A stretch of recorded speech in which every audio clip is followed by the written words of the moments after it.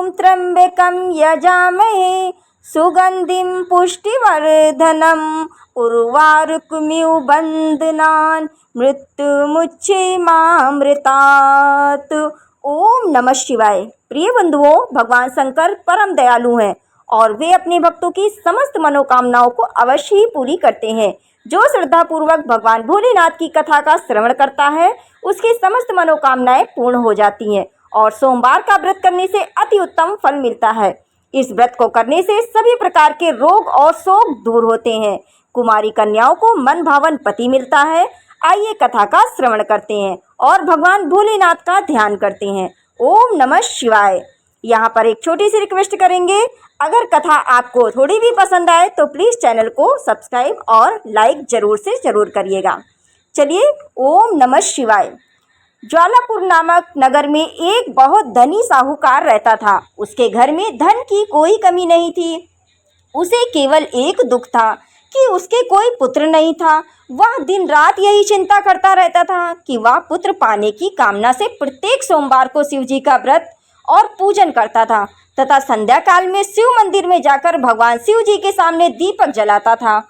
उसके इस भक्ति भाव को देखकर एक दिन माता पार्वती जी ने भगवान शिव से कहा, प्रभु, यह साहूकार अनन्य भक्त है और आपका सदैव व्रत करता और पूजन करता, श्रद्धा पूर्वक आपकी पूजा करता है। आपको इसकी मनोकामना को पूरी अवश्य करनी चाहिए। माता पार्वती की बात सुनकर शिवजी ने कहा, हे पार्वती, यह संसार कर्म क्षेत्र है। जिस प्रकार किसान खेत में जैसा बीज बोता है वैसा ही फल काटता है, उसी प्रकार इस संसार में हर व्यक्ति अपने कर्मों के अनुसार ही फल भोगता है। तब माता पार्वती के अत्यंत आग्रह के साथ कहा, प्रभु, यह साहूकार आपका अनन्य भक्त है और यदि इसे कोई दुख है तो वह दुख आपको अवश्य ही दूर कर देना चाहिए, क्योंकि आप सदैव अपने भक्तों पर दयालु रहकर उनके दुखों को दूर करते हैं। यदि आप ऐसा नहीं करेंगे तो मनुष्य आपकी सेवा और व्रत क्यों करेंगे। माता पार्वती का ऐसा आग्रह देखकर भगवान शिव ने कहा, हे पार्वती, इस साहूकार के कोई पुत्र नहीं है। इसी चिंता में यह दुखी रहता है। इसके भाग्य में पुत्र न होने पर भी मैं इसे पुत्र की प्राप्ति का वर देता हूँ, पर इस पुत्र की आयु केवल 12 वर्ष की होगी। इसके पश्चात वह मृत्यु को प्राप्त हो जाएगा। इसके लिए इससे अधिक और मैं कुछ भी नहीं कर सकता। यह सारा वार्तालाप साहूकार सुन रहा था। इससे उसे ना तो कोई प्रसन्नता हुई और ना ही दुख हुआ। वह पहले की तरह ही भगवान शिवजी का व्रत और पूजन करता रहा। कुछ समय बीतने पर साहूकार की स्त्री गर्भवती हुई और 10वें महीने में उसे एक अति सुंदर पुत्र प्राप्त हुआ। साहूकार के घर में बहुत खुशी मनाई गई। साहूकार ने अपने निर्धनों तथा ब्राह्मणों को अन्न, वस्त्र और धन आदि का दान भी किया। उसने किसी को अपने पुत्र की आयु का भेद नहीं बताया। जब वह बालक 11 वर्ष का हो गया तो उस बालक की माता ने साहूकार से बालक के विवाह आदि के लिए आग्रह किया, लेकिन साहूकार ने कहा कि अभी मैं इसका विवाह नहीं करूंगा, इसे पढ़ने के लिए काशी भेजूंगा। फिर साहूकार ने अपने साले अर्थात बालक के मामा को बुलाकर और उसे बहुत सा धन देकर कहा, तुम इस बालक को पढ़ने के लिए काशी जी ले जाओ और रास्ते में जिस स्थान पर भी रुकना वहाँ यज्ञ तथा ब्राह्मणों को भोजन कराने के बाद ही आगे बढ़ना। वे दोनों मामा भांजे यज्ञ कराते और ब्राह्मणों को भोजन कराते हुए जा रहे थे। रास्ते में प्रताप नगर नामक एक शहर पड़ा। उस शहर के राजा की पुत्री का विवाह था, इसलिए शहर को अच्छी तरह सजाया गया था। दूसरे राजा का लड़का जो राजकुमारी से विवाह के लिए बारात लेकर आया था वह एक आंख से काना था। उसका पिता इस बात से बहुत चिंतित था कि कहीं वर को देखकर कन्या के माता पिता विवाह से इनकार न कर दें। इसलिए साहूकार के अति सुंदर बेटे को देखकर उसने मन में विचार किया कि क्यों ना दरवाजे के समय इस लड़के को वर बनाकर ले जाया जाए। ऐसा विचार करके वर के पिता ने उस लड़के और उसके मामा से बात की तो वे दोनों तैयार हो गए। फिर उस लड़के को दूल्हे के कपड़े पहनाकर तथा घोड़ी पर चढ़ाकर दरवाजे पर ले गए और सारा कार्य प्रसन्नता से पूरा हो गया। फिर वर के पिता ने सोचा कि विवाह कार्य भी किसी लड़के से करा लिया जाए। ऐसा सोचकर उसने लड़के और उसके मामा से कहा, यदि आप फेरों और कन्यादान के काम को भी पूरा करा दें तो आपकी बड़ी कृपा होगी। उन्होंने स्वीकार कर लिया और विवाह कार्य भी अच्छी तरह से संपन्न हो गया।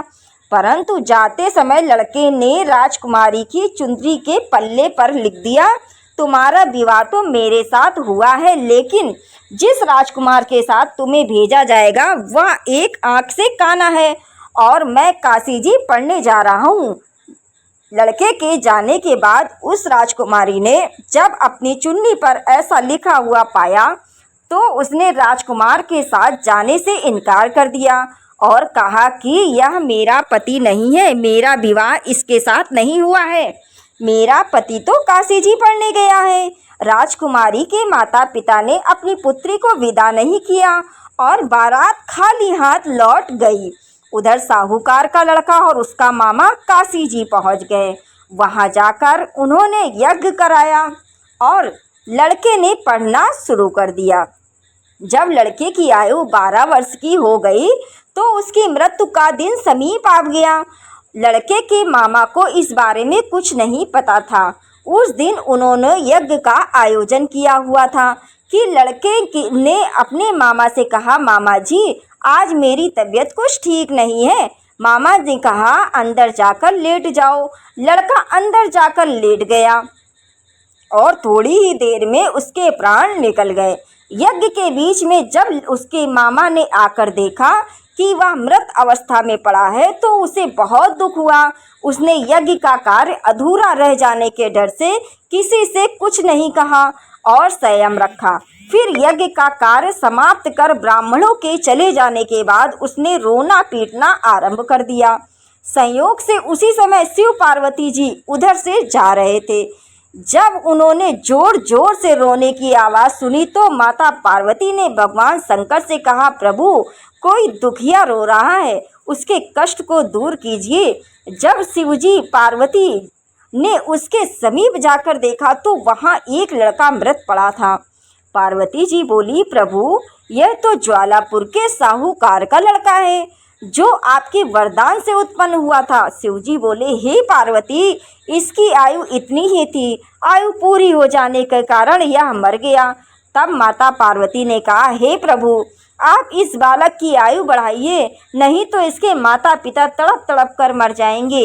माता पार्वती के बार बार आग्रह करने पर भगवान शिव ने उसको जीवित कर दिया और शिव जी की कृपा से लड़का ओम नमः शिवाय कहता हुआ उड़ गया। भगवान शिव और माता पार्वती कैलाश पर्वत को चले गए। तब वह लड़का और उसका मामा उसी प्रकार यज्ञ करते तथा ब्राह्मणों को भोजन कराते हुए अपने घर की ओर चल दिए। रास्ते में वे प्रतापनगर पहुँचे और वहाँ पर आकर उन्होंने यज्ञ आरंभ कर दिया।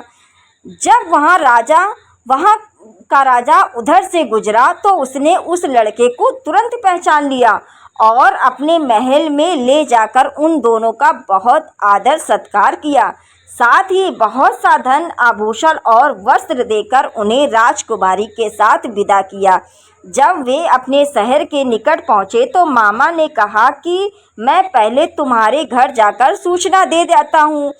जब उस लड़के का मामा घर पहुँचा तो साहूकार और उसकी पत्नी घर की छत पर बैठे थे और उन्होंने यह प्रण कर रखा था कि यदि हमारा पुत्र सकुशल लौट आया तो हम नीचे आ जाएंगे और नहीं तो छत से कूदकर अपने प्राण त्याग देंगे।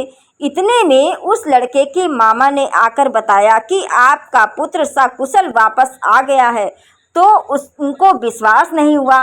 तब मामा ने शपथ पूर्वक कहा कि आपका पुत्र अपनी स्त्री के साथ आया है। तो सेठ अपनी पत्नी और सगे संबंधियों के साथ नगर द्वार तक गया और आनंद के साथ उनका स्वागत कर उसे अपने घर ले आया। वे बड़ी प्रसन्नता के साथ रहने लगे। इसी प्रकार जो व्यक्ति सोमवार का व्रत करके भगवान शंकर तथा माता पार्वती का पूजन करता है अथवा इस कथा को पढ़ता है या फिर सुनता है, उसके सभी सारे दुख दूर हो जाते हैं और समस्त मनोकामनाएं पूर्ण हो जाती है। अब आरती करते हैं दोस्तों। ओम जय शिव ओंकारा, स्वामी हरि शिव ओंकारा, ब्रह्मा विष्णु सदा शिव अर्धांगिनी धारा। ओम जय शिव ओंकारा, एकानन चतुरानन पंचानन राजे, स्वामी पंचानन राजे, हंसासन गरुड़ासन वृषवाहन साजे।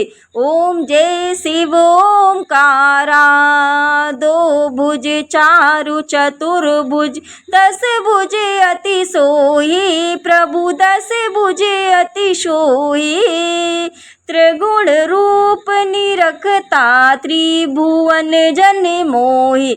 ओम जय शिव ओंकारा, अच्छी माला वनमाला मुंड माला धारी, प्रभु मुंड माला धारी, चंदन मृग मद सोए भोले शुभकारी। ओम जय शिव ओंकारा, श्वेतांबर पीतांबर बागांबर अंगे, स्वामी बागांबर अंगे, सनकादिक ब्रह्मादिक भूतादिक संगे। ओम जय शिव ओंकारा, करके मध्य कमंडल चक्र त्रिशूल धरता, स्वामी चक्र त्रिशूल धरता, जग करता जग भरता, जग संहार करता।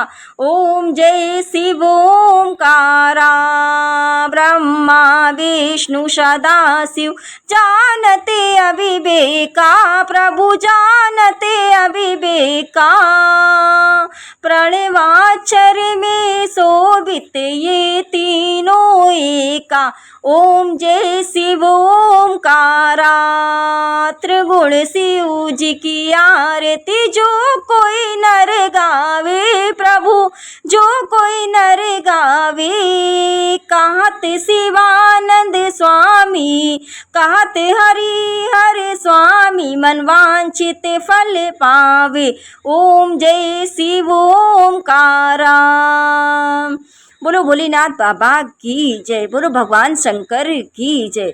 दोस्तों कथा थोड़ी भी पसंद आई हो तो प्लीज़ चैनल को सब्सक्राइब कर लीजिएगा और एक लाइक मार के जाइएगा, क्योंकि आपके एक लाइक और एक सब्सक्राइब से हमें बहुत ही अधिक हिम्मत और प्रेरणा मिलती है। तो ये छोटी सी रिक्वेस्ट है, ज़रूर से ज़रूर करिएगा और कमेंट में हर हर महादेव लिखना बिल्कुल मत भूलना।